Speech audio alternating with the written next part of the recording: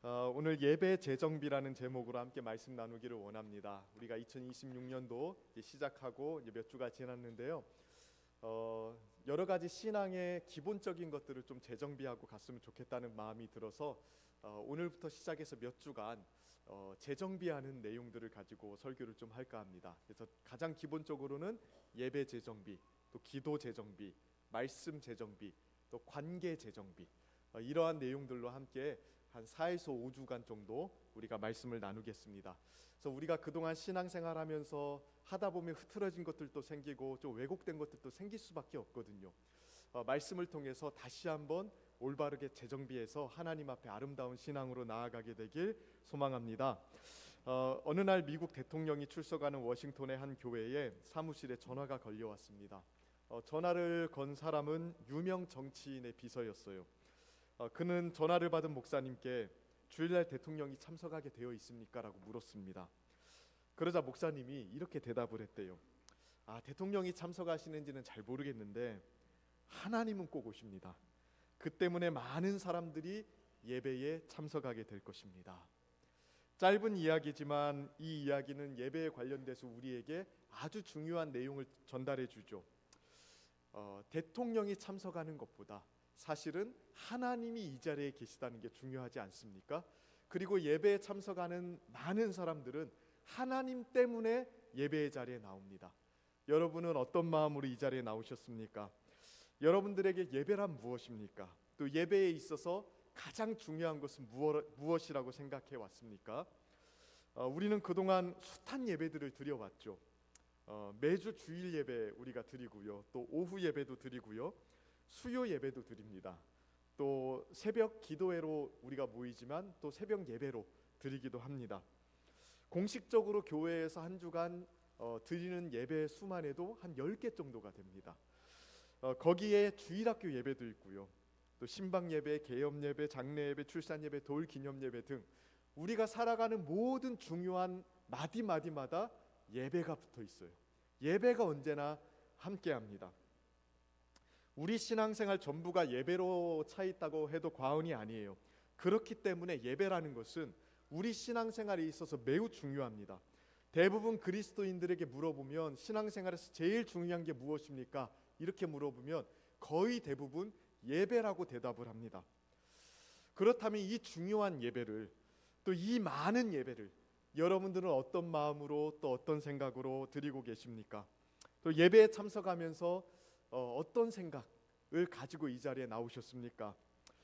생각보다 많은 사람들이 예배에 참석하면서 그냥 참석하는 경우가 많습니다. 교회 다니는 사람들은 때가 되면 당연히 예배에 참석해야 된다고 생각하거든요. 그래서 정한 시간이 되면 예배의 자리에 나옵니다. 몸이 시켜서 나오는 겁니다. 오랫동안 그렇게 신앙생활 하다 보니까요. 저는 이것도 굉장히 좋은 자세라고 생각은 합니다.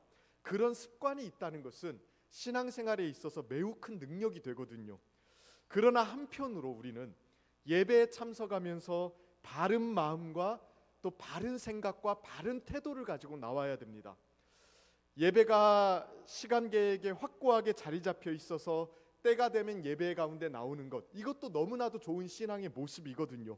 그러나 그 매주 드리는 예배 참석이 매너리즘에 빠지게 되는 것이 되면 안 되겠죠. 말 그대로 그냥 참석하게 되는 경우, 시간 되니까 조건반사적으로 반응을 해서 그냥 참석하게 되는 예배가 되면 안 되겠죠. 예배에 나오면서 내가 바른 마음으로 예배를 드리고 있는지, 또 내가 올바른 태도로 예배를 드리고 있는지 점검이 되어야 됩니다. 어떤 목사님이 저에게 이런 질문을 한 적이 있어요. 목사님, 사람들이 왜 교회에 나오는 줄 아세요? 그러니까 쌩긋 웃으면서 물어보길래 뭔가 좀 재밌는 대답이 나올 것 같아서 좀 골똘히 생각해 봤는데 마땅히 떠오른 대답이 없어서 되물었습니다. 왜 사람들이 예배에 나옵니까? 이렇게 물어보니까 그 목사님이 쌩긋 웃으면서 이렇게 이야기하더라고요. 집에 가려고 온대요. 이렇게요. 예배에 나올 때 진짜 그냥 온다는 겁니다. 그냥 온다는 거예요. 굉장히 씁쓸한 이야기지만 진실의 한 단면을 담고 있는 이야기 아닙니까? 말 그대로 그냥 예배에 왔다가 그냥 가는 사람들이 너무나도 많다는 것입니다. 한 해를 시작하는 이 시점에 우리는 우리의 예배를 한번 재점검해 봐야 됩니다. 예배가 재정비되어서 바른 자리를 찾아야만 우리 신앙생활이 올바르게 자리 잡을 수 있습니다. 예배를 재정비하기 위해서 예배에 대한 가장 기본적인 본문을 오늘 여러분들과 함께 나누기를 원하는데요. 오늘 본문의 내용은 요한복음 4장에서 예수님과 사마리아의 여인의 대화 중에 나오는 내용입니다. 특별히 예수님께서 예배에 대해서 직접 가르치신 내용이라는 측면에서 특별한 본문이라고 할 수 있습니다. 요한복음 4장에 나오는 사마리아 여인, 참 불행한 삶을 살아갔던 여인이었습니다. 18절을 보면 예수님께서 너에게는 남편이 5명이 있었고 지금 있는 자도 내 남편이 아니다, 이렇게 말씀하시죠. 그러니까 5번 결혼한 이력이 있고 6번째 남편과 함께 살고 있는 것이죠. 매우 독특한 이력 아닙니까? 그리고 매우 불행한 삶을 살았던 삶의 자국을 보여주는 겁니다. 당시 유대법에 보면 이혼을 할 때 여자에게 이혼 결정권이 없었습니다. 이혼의 주도권은 남자에게만 있었어요. 그러니까 5번이나 남편이 바뀌었다는 건 뭘 의미하는 걸까요? 5번이나 합의 이혼을 한 게 아닙니다. 5번이나 남편에게 버림을 받은 겁니다. 그리고 6번째 남편과 지금 살고 있죠. 그리고 5번이나 그러면은 이 남자 저 남자와 함께 사랑에 빠졌다, 우리가 그렇게 생각할 필요도 없습니다. 그 당시에 남편이 없는 여인들은 사회적인 약자였어요. 그래서 과부들이거나 아니면 이혼한 여인들은 경제적으로 먹고 살 방도가 없었습니다. 모든 게 남성 중심의 사회였거든요. 그래서 남성들만 일하는 사회였습니다. 그리고 우리처럼 사회복지제도가 잘 발달된 사회도 아니었거든요. 그러다 보니까 부모가 없는 고아들, 그리고 남편이 없는 과부들, 이혼한 사람들, 이런 사람들은 먹고 살 길이 너무 막막했어요. 그래서 이 여인이 5번이나 결혼을 할 수밖에 없었던 이유는 남자가 좋아서 그렇게 결혼한 게 아니라 먹고 살기 위해서, 그 사회에서 살아남기 위해서 어쩔 수 없는 선택이었던 겁니다. 그러니까 5번이나 이혼하고 재혼했던 이 맥락에서 이 여인의 삶을 우리가 되돌아보면 얼마나 고통스럽고 얼마나 상처가 많은 삶이었던지를 알 수가 있겠죠. 이런 삶의 불행과 염증을 느끼고 있었던 여인에게 예수님이 찾아가시죠. 그리고 우물가에서 이 여인과 대화하시기 시작합니다. 예수님은 그녀의 마음의 필요가 무엇인지를 정확히 아셨어요. 그래서 그 마음에 꼭 필요한 말씀들을 주셨습니다. 내가 주는 물을 마시는 자는 영원히 목마르지 않을 것이다. 이 여인의 삶의 염증과 권태로움과 갈증을 해결할 수 있는 말씀을 주셨죠. 내가 생명의 물이다. 내가 주는 물을 마시는 자는 영원히 목마르지 않을 것이다. 이 말을 듣자 여인은 깨닫습니다. 아, 이분이 보통 분이 아니구나. 선지자이시구나. 그래서 예수님께 평소에 궁금했던 것을 물어보는데요. 20절 말씀을 보시면 이렇게 물어보죠. 우리 20절 말씀 같이 한번 읽어보실까요? 함께 읽습니다. 시작. 우리 조상들은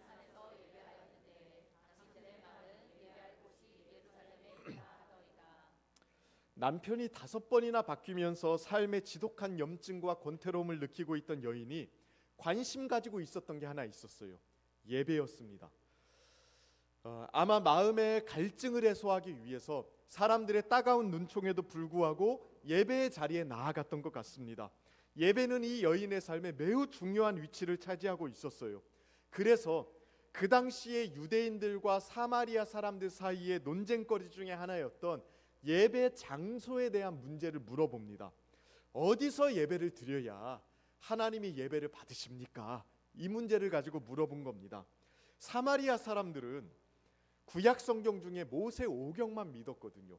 모세 오경, 창세기, 출애굽기, 레위기, 민수기, 신명기, 이 5권을 모세 오경, 토라라고 이야기합니다. 히브리어로요.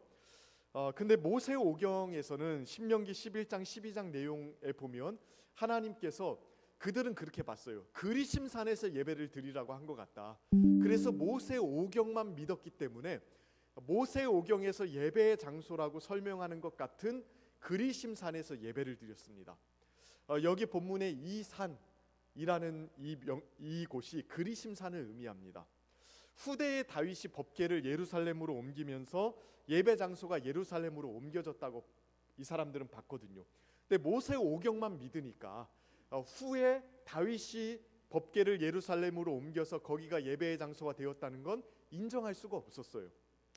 그러나 유대인들은 어떻습니까? 유대인들은 사마리아 사람들과는 다르게 구약 전체를 하나님의 말씀으로 받아들이고 있었죠. 그러다 보니까 구약 역사 속에서 다윗이 법궤를 이스라엘 예루살렘으로 옮겨서 거기를 예배 처소로 옮긴 것을 인정하고 있었습니다. 그래서 유대인들은 예루살렘에서 예배를 드려야 된다, 성전에서. 그러나 사마리아 사람들은 그리심산이라는 곳에서 예배를 드려야 된다. 이 논쟁이 있었던 겁니다. 사마리아 여인은 둘 중에 누구 말이 맞는지 궁금했어요. 둘 중에 어디서 예배를 드려야 하나님이 받으시는지 궁금했습니다. 그래서 예수님께 물어봤던 것이죠. 예수님, 어디서 예배를 드려야 하나님을 만날 수 있는 겁니까? 이 논쟁은 이 여인에게 단순히 신학적인 문제가 아니었습니다. 예배는 이 여인의 영혼의 갈증을 해결할 수 있는 매우 중요한 수단 아닙니까? 정말로 삶의 고통과 아픔을 잊을 수 있는 거의 유일한 수단이 예배였기 때문에 예배의 문제는 이 여인에게 매우 중요했던 겁니다. 그리심산에서 예배를 드리는데 하나님이 거기 안 계시면, 하나님이 내 예배를 안 받으시면 이거 큰 문제 아닙니까? 그래서 예수님께 물어본 겁니다. 어디서 예배를 드려야 하나님이 받으시는 겁니까? 예수님께서는 이 사마리아 여인의 질문에 대답하시면서 이 여인이 가진 오해를 바로잡아 주십니다. 동시에 예배를 구성하는 본질적인 내용에 대해서도 함께 가르쳐 주시는데요. 우리 21절 말씀 함께 같이 읽어보실까요? 21절 말씀입니다. 함께 읽습니다. 시작. 예수께서 이르시되 여자여 내 말을 믿으라. 이 산에서도 말고 예루살렘에서도 말고 너희가 아버지께 예배할 때가 이르리라. 자, 뭐라고 말씀하십니까? 이 산에서도 말고 예루살렘에서도 말고 아버지께 예배할 때가 이를 것이다라고 말합니다. 자, 장소가 중요한 게 아닙니다. 그럼 뭐가 중요합니까? 예수님께는 때가 중요합니다. 이 산에서도 말고 예루살렘에서도 말고, 그러니까 예수님이 보실 때 참된 예배는 장소에 관련된 문제는 아닌 거예요. 그럼 뭐가 중요합니까? 때, 아버지께 예배할 때, 때가 중요하다고 이야기하시는 겁니다. 23절도 보십시오. 여기서도 때에 대한 내용을 강조하십니다. 같이 한번 읽어볼까요? 시작. 아버지께 참되게 예배하는 자들은 영과 진리로 예배할 때가 오나니 곧 이때라. 아버지께서는 자기에게 이렇게 예배하는 자들을 찾으시니라. 아멘. 예수님께서 예배에 대해서 설명하는 이 짧은 부분에 때라는 말이 3번이나 사용이 됩니다. 그러니까 하나님을 향한 참된 예배는 장소의 문제가 아니라 때와 관련이 있다고 보신 겁니다. 그럼 예수님이 말씀하시는 이 때가 언제일까요? 이 때 드리는 예배가 참된 예배라는 거거든요. 그럼 이 때는 무슨 때입니까? 장소와 상관없이 전혀 다른 차원의 예배를 드릴 수 있는 이 때에는 어떤 일이 일어나길래 특별한 것입니까? 예수님은 어느 때가 되면 성전과 상관없이 하나님의 백성들이 언제나 어디서나 하나님께 예배드릴 수 있는 그 순간이 온다고 보신 겁니까? 결론적으로 이야기하면 이 때는 예수님을 통해서 구원이 일어나는 때입니다. 예수님을 통해서 뭐가 일어난다고요? 구원이 일어나는 때입니다. 예수님께서 이 땅에 오심으로 이 세상에 이미 구원이 시작이 되었습니다. 또 예수님의 죽으심과 부활에 의해서 시작된 구원이 완성이 될 거고요. 예수님께서 하늘에 오르신 후에 성령을 보내주시면 그 구원이 각 사람에게 임하게 됩니다. 이 때는 이런 놀라운 구원의 역사가 일어나는 때입니다. 마가복음 1장 15절을 보면 이렇게 말하죠. 이르시되, 예수님이 말씀하신 겁니다. 때가 찼고 하나님 나라가 가까이 왔으니 회개하고 복음을 믿으라. 하나님 나라가 때가 찼기 때문에 가까이 왔대요. 그러니까 이 때가 되면 우리에게 하나님께서 하나님 나라를 수여해 주신다고 이야기합니다. 즉 우리에게 구원이 일어나는 때입니다. 그러면 한 번 더 질문해 볼까요? 왜 구원의 때가 되면 새로운 차원의 예배를 드릴 수 있게 되는 것입니까? 이유는 간단합니다. 예수님께서 구원을 이루시게 되면 하나님과 우리 사이에 완전히 새로운 관계가 형성되기 때문에 그렇습니다. 예수님께서 오기 전에 어떻게 예배드렸습니까? 성전이 있었고 성전에서 근무하고 있던 제사장들에게 제물을 들고 나아갔습니다. 그 제물을 죽여서 제사를 드려야 죄 사함을 받고 하나님께 예배를 드릴 수 있었습니다. 그러니 제사장이 있었던 정해진 장소에 가서 예배를 드려야만 예배를 드릴 수 있었던 거예요. 그러나 예수님께서 우리를 구원하기 위해서 어떤 일을 하셨습니까? 예수님께서 제사장이시자 동시에 제물이 되셨죠. 십자가에서 우리의 모든 죄를 다 뒤집어쓰고 우리를 위해서 십자가에 죽으셨습니다. 그러니까 우리를 위한 영원한 속죄의 제사를 단번에 드리셨다고요. 우리의 죄를 다 떠안으시고 우리가 받아야 되는 모든 형벌을 예수님이 받으셨습니다. 그래서 예수 믿는 사람들은요, 더 이상 제사 드리지 않아도 됩니다. 왜? 예수님이 십자가에서 단번에 영원한 제사를 드리셨기 때문에 그렇습니다. 예수님은 하나님이시잖아요. 그러니까 예수님이 드리신 제사는 한 번이면 그 효력이 영원합니다. 반복적으로 제사를 드릴 필요가 없어요. 그래서 예수님이 우리의 모든 죄를 다 뒤집어쓰고 십자가에 죽으셨기 때문에 예수 믿는 사람들은 더 이상 제사장을 찾아가지 않아도 돼요. 성전에 찾아가지 않아도 돼요. 예수님을 통해서 언제든지 얼마든지 하나님께 나아갈 수 있게 되었습니다. 히브리서 4장 14절부터 16절까지를 보면 이렇게 이야기합니다. 같이 한번 읽어볼까요? 조금 긴 구절이지만 함께 읽습니다. 시작. 그러므로 우리에게 큰 대제사장이 계시니 승천하시니 곧 하나님의 아들 예수시라. 우리가 믿는 도리를 굳게 잡을지어다. 우리에게 있는 대제사장은 우리의 연약함을 동정하지 못하시리가 아니요 모든 일에 우리와 똑같이 시험을 받으시니로되 죄는 없으시니라. 그러므로 우리는 긍휼하심을 받고 때를 따라 돕는 은혜를 얻기 위하여 은혜의 보좌 앞에 담대히 나아갈 것이니라. 아멘. 예수를 믿는 사람은 언제든지 은혜의 보좌 앞에 어떻게 나가요? 담대히 나아갈 수 있대요. 저는 이 담대히라는 말을 뻔뻔스럽게로 번역해서 읽기를 좋아합니다. 우리가 어떤 처지에 있든지 어떤 상황에 있든지 뻔뻔스럽게 담대하게 하나님 앞에 나아갈 수 있게 되었습니다. 그게 구원에 의해서 우리에게 주어진 복입니다. 하나님과 우리는 이제 예수님을 통해서 이러한 새로운 측면의 관계를 맺게 된 거예요.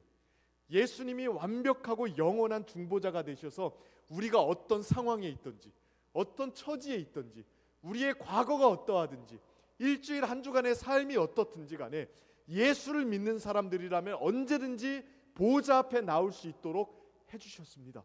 그래서 우리가 이 시간 예배드릴 수 있는 거예요. 그 관계를 우리가 맺고 있다고요. 사마리아 여인이 장소와 같은 어떤 예배의 형식적인 요소에만 관심을 기울일 수밖에 없었던 이유는 다른 것 때문이 아니죠. 예수님에 의해서 이때 일어난 구원에 대해서 무지했기 때문에 그렇습니다.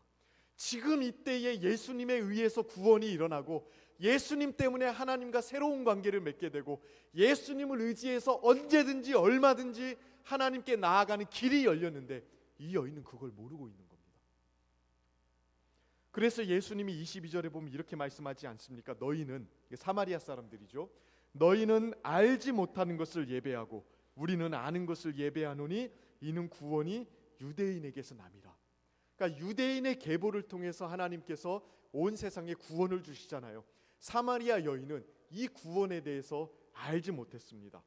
하나님의 아들 예수 그리스도를 통해서 맺어지는 하나님과의 깊은 관계, 그것을 몰랐기 때문에 당연히 예배의 외형적인 요소에만 관심을 기울일 수밖에 없었던 것이죠. 근데 이 점은 우리와 무관하지 않습니다. 예배에 있어서 가장 기본적이고 가장 중요한 요소가 뭡니까? 예수님을 통해서 우리에게 구원이 임했다는 겁니다. 그리고 그 구원으로 인해서 하나님과 우리가 새로운 관계를 맺게 되었다는 거예요. 이게 예배의 가장 밑바닥에 있는 요소입니다. 이 부분이 제대로 정비가 되어야 하나님 앞에 온전한 예배를 드릴 수가 있습니다. 그저 예배당에 왔다고 해서, 예배가 드려지는 시간과 장소에 있다고 해서 예배가 드려지는 게 아닙니다.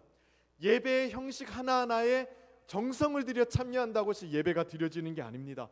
예수 십자가를 힘입어 죄 용서를 받고 하나님과 새로운 관계를 맺는 그 상태가 되어야 비로소 예배가 가능해지는 겁니다.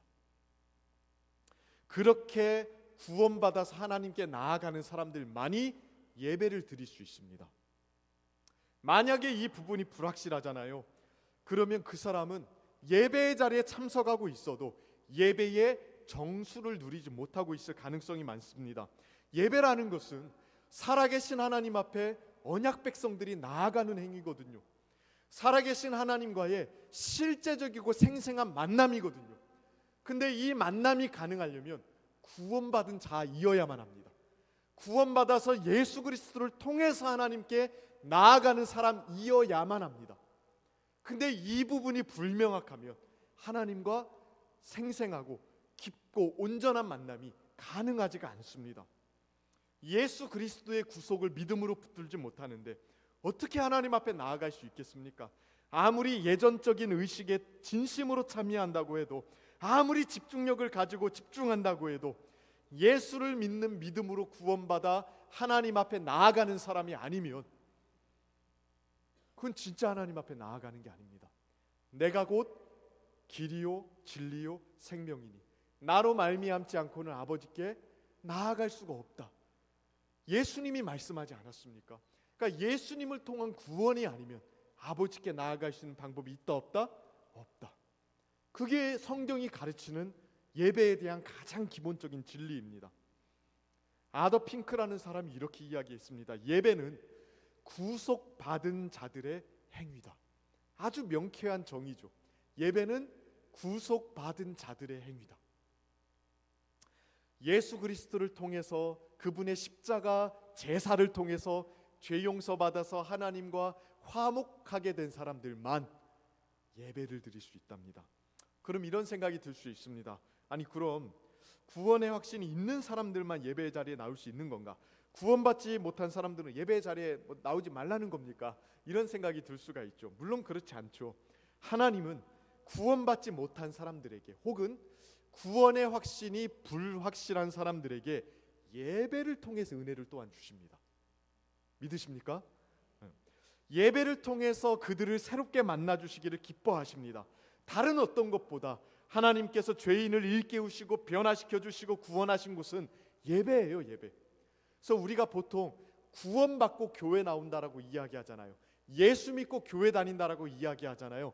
정확하게 표현하면 교회 나와서 예수 믿는 경우가 훨씬 많습니다. 그러지 않습니까? 교회 예배에 참석했을 때 하나님이 그 사람에게 구원의 은혜를 주시고 만나 주시는 경우가 많아요. 그래서 내게 구원의 확신이 없다, 또 내게 정말로 구원의 어떤 감격이 없으신 분들은 오히려 예배의 자리에 더 힘써 나와야만 됩니다. 그러나 동시에 성경적인 참된 예배가 가능하려면 그리스도를 통해서 구원받은 이 신앙적인 부분이 또한 분명해야만 됩니다. 우리는 예배의 자리에 나올 때에 이 부분을 되짚어 볼 필요가 있습니다. 정말로 내가 예배의 자리에 매주 나오지만 하나님과 생생한 교제가 없는 이유가 뭘까? 내가 예배의 자리에 나오지만 예배의 자리에 나왔던 그 강팍한 마음을 가지고 고스란히 집으로 되돌아가는 그 이유가 뭘까? 정말로 우리의 마음속에 하나님과의 생생한 만남으로 인해서 생기는 그 기쁨이 없는 이유가 뭘까? 우리는 근본적인 차원에서부터 점검해 볼 필요가 있습니다. 진짜 예수 그리스도를 통한 이 구원의 감격과 하나님과 맺은 이 생생한 교제를 잃어버린 것은 아닌가? 이 부분을 점검해 보셔야만 됩니다. 오늘날 사람들이 예배에 참석하면서 단지 형식적이고 외형적인 것에만 동참하지만 예배의 자리에서는 아무것도 얻지 못하는 이유가 뭡니까? 하나님과 생생하게 교제하는 이 예배의 참맛을 누리지 못하는 이유가 뭐겠습니까? 어떤 사람들의 경우에는 정말로 구원받지 못한 채로 교회에 다니기 때문일 수도 있습니다. 거듭나지 않았기 때문에, 진짜 예수를 믿지 않기 때문에 하나님과의 새로운 관계를 맺지 못하고 있고, 그 결과 예배의 참맛을 누리지 못하는 거겠죠. 그러나 대부분의 경우에는요, 구원을 받았음에도 불구하고 그리스도를 통해 얻은 그 구원에 대해서 진지하게 생각하지 않기 때문에 예배의 생동감을 누리지 못하는 경우가 훨씬 많은 것 같아요. 정말 많은 사람들이 예배에 참석할 때 진짜 그리스도를 통해서 우리에게 주신 구원이 얼마나 큰지, 그리고 그분을 의지해서 내가 지금 하나님 앞에 나아가고 있다는 그 생생한 의식을 하지 않습니다. 그냥 앉아 있습니다. 속으로는 하나님과 무관한 수많은 생각들을 하면서 말이죠.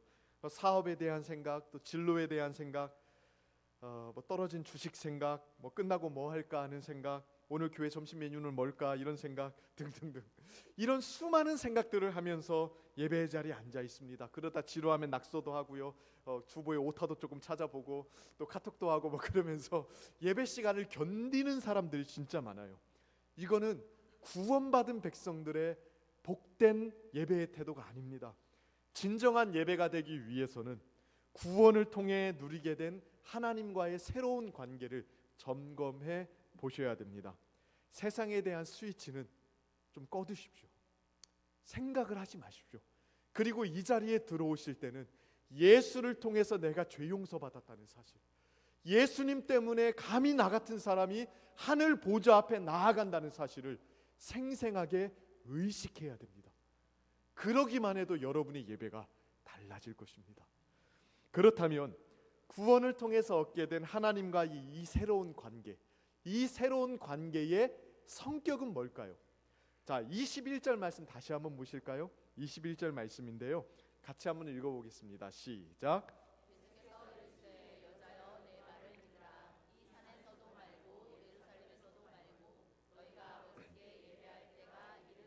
자, 주목할 단어가 있습니다. 예배의 대상이 되는 하나님, 하나님을 일컬을 때 예수님이 어떤 용어로 일컫죠? 아버지. 따라해 봅시다. 아버지. 아버지라고 일컫습니다. 23절도 한번 보실까요? 23절 여기도 한번 같이 한번 읽어보겠습니다. 시작. 아버지께 참되게 예배하는 자들은 영과 진리로 예배할 때가 오나니 곧 이때라. 아버지께서는 자기에게 이렇게 예배하는 자들을 찾으시니라. 참되게 예배하는 자들은 누구에게 예배하는 자들입니까? 그냥 하나님이 아닙니다. 아버지께 예배하는 자들입니다. 오늘 본문에서 때라는 말이 3번 등장한다고 했잖아요. 때라는 말이 등장할 때마다 예수님은 하나님을 아버지라고 부르십니다. 그러니까 구원이 일어나는 그때에 하나님이 우리에게 아버지가 되어주신다는 거예요. 그 구원의 때는 하나님이 우리에게 아버지가 되어주시는 때입니다. 구원을 통해서 예수님을 믿음으로 하나님과 새로운 관계가 되었는데, 그 새로운 관계가 어떤 관계냐면 하나님을 아버지라고 부르는 관계예요. 우리가 예배를 드릴 때에 우리는 아버지를 만나는 겁니다. 우리를 구원하신 하나님께서 우리에게 아버지로 다가와 주시는 시간이 예배 시간입니다. 하나님을 아버지라고 하면 여러분들은 어떤 느낌이 드십니까? 하나님을 아버지라고 부르는 것은 굉장히 하나님과의 친밀한 관계를 표현하는 겁니다. 당시 유대인들에게는 하나님을 아버지라고 부르는 건 상상하기가 좀 어려웠습니다. 유대인들에게 하나님은 굉장히 멀리 있는 존재였어요. 유대인들이 하나님 혹은 여호와라는 말만 들으면 가장 먼저 떠오르는 장면이 어떤 장면이었냐면, 그 출애굽기 20장에 보면 19장 20장에 보면 시내 산에 임재하신 하나님 있죠. 불과 연기와 지진과 어둠 속에 임하신 그 하나님, 굉장히 두렵고 무서운 하나님, 그 장면이 가장 먼저 떠올랐습니다. 유대인들은 하나님 하면 두려워했어요. 그래서 유대인들은 예배를 드릴 때에 하나님을 친밀하게 아버지라고 부르지 않았습니다. 그런데 예수님은 이 구원의 때에 하나님께 참되게 예배하는 사람들은 하나님을 누구라고 부른다고요? 아버지라고 부른답니다. 하나님과의 친밀한 관계를 누리는 게 예배래요. 예배의 중심은 하나님과의 친밀한 관계를 누리는 겁니다. 하나님의 아버지 되심을 누리는 겁니다. 존 칼빈이라는 종교개혁자가 이렇게 이야기를 했습니다. 하나님께서 예배 가운데 아버지로서 우리에게 다가오시는 것을 이야기할 때 하나님께서는 우리에게 아주 감미롭고 부드러운 목소리로 다가오신다. 당신 자신을 아버지라고 부르며 우리가 어린 아이들이 육신의 아버지에게 하듯 아주 친밀하고 허물없이 당신께 나오기를 권하신다. 우리가 예배의 자리에 나올 때에 어린 아이들이 아빠한테 손 벌리고 아빠하고 달려가는 거 있죠. 그 모습으로 나오기를 원하신대요. 허물없이 친밀하게 다가오시기를 원하신대요. 여러분들은 예배 가운데 이 하나님의 친밀하심을 누리고 계십니까? 예배는 단순히 의식적인 행위가 아닙니다. 아무 대답도 없는 신을 향해서 무겁고 숨막히는 종교 의식을 거행하는 것이 예배가 아닙니다. 우리의 아빠가 되시는, 우리에게 두 팔을 벌리고 우리를 환영하시는 그 친밀한 아버지의 품속으로 파고드는 게 예배입니다. 저는 이 말이 여러분들에게 실제적인 것이 되기를 소망하고 바랍니다. 실제 하나님을 아빠로서 누리는 그 친밀함이, 그 교제가 우리의 예배 가운데 넘치기를 소원합니다. 인생의 막다른 골목에서 아버지가 우리를 따뜻한 눈빛으로 마주해 주시는 것처럼, 슬픔의 적적함 속에서 아버지가 조용히 우리의 손을 잡아주는 것처럼, 지친 삶의 끝자락에서 아버지가 목소리로 우리에게 힘을 내라고 하는 것처럼 하나님은 예배 가운데 그렇게 우리에게 다가오세요. 이렇게 따뜻한 아버지의 품 가운데서 예배하는 사람이 사실 얼마나 적은지 모릅니다. 오늘날 우리 예배에 하나님의 인격적인 친밀함을 누리는 경우가 얼마나 적습니까? 그런 은혜를 누린 지 우리는 또한 얼마나 오래되었습니까? 무기력하고 무감동스럽고 무감각한 예배를 드리는 경우가 얼마나 많냐는 겁니다. 하나님 아버지 앞에 앉아 있는데 아버지가 없는 고아처럼 텅 빈 마음을 가지고 텅 빈 심령을 가지고 앉아 있는 사람들이 진짜 많습니다. 여러분, 그것은 우리를 구원하기 위해서 죽으신 예수 그리스도의 구원을 어떻게 보면 헛되게 만드는 겁니다. 예수께서 우리의 모든 죄를 다 뒤집어 쓰시고 십자가에서 자신의 몸을 찢으시고 피를 흘리신 이유가 뭡니까? 우리를 하나님의 자녀 삼기 위해서 그런 거 아닙니까? 하나님이 우리에게 아빠로서 다가오기 위해서 예수님을 십자가에 죽게 만든 거 아닙니까? 근데 그 하나님 앞에 구원받은 백성으로서 앉아 있으면서도 텅 빈 마음으로 고아처럼 앉아 있다면 그 얼마나 안타까운 일입니까? 18세기의 설교의 황제라고 불렸던 찰스 스펄전이요, 이런 상황을 안타까워하면서 이렇게 설교를 했습니다. 제가 조금 읽어드릴게요. 슬프게도 많은 성도가 왕의 보좌 앞에 나아가지만 아버지의 품으로는 나아가지 못합니다. 여러분은 왕궁의 종으로서 예우를 갖추는 법은 배웠을지 몰라도 자녀로서 그분의 무릎 위에 앉는 법을 배우지 못한 것 같습니다. 하나님은 당신을 향해 양팔을 벌리고 계신데 왜 당신은 여전히 현관문 밖에서 비를 맞으며 종의 신분으로 서 있습니까? 친밀함이 없는 경건은 사실상 불신앙의 다른 이름일 뿐입니다. 예배에 나올 때 그리스도 때문에 얻게 된 우리의 위치가 얼마나 영광스럽고 우리가 자녀된 게 얼마나 기쁜 소식이고, 이 자리에서 하나님께서 우리를 향해 팔을 벌리고 무릎 위에 앉혀주시고 예뻐해 주시기를 기대하는 마음으로 나오십시오. 나오실 때 아버지, 저 왔습니다. 한 주간 상사의 잔소리에 시달렸고 사람들에게 지쳤으며 수면제가 아니면 잠을 잘 수가 없었습니다. 숨을 쉴 때마다 공기가 무거워서 숨이 막혔습니다. 아버지, 그래서 오늘 이 자리에 아버지 품에 나아갑니다. 제 마음에 쉼을 주십시오. 다시 살아갈 힘을 주십시오. 아버지의 사랑 때문에 다시 일어날 수 있게 해주십시오. 이게 예배의 자리에 나오는 우리의 기도 제목이 되어야 됩니다. 아버지의 품으로 나아가는, 그 품으로 파고 들어가는 그 친밀한 교제가 우리 재상교회의 매주 예배 가운데 넘치기를 주님의 이름으로 축원하고 축복합니다. 우리 함께 같이 기도하겠습니다.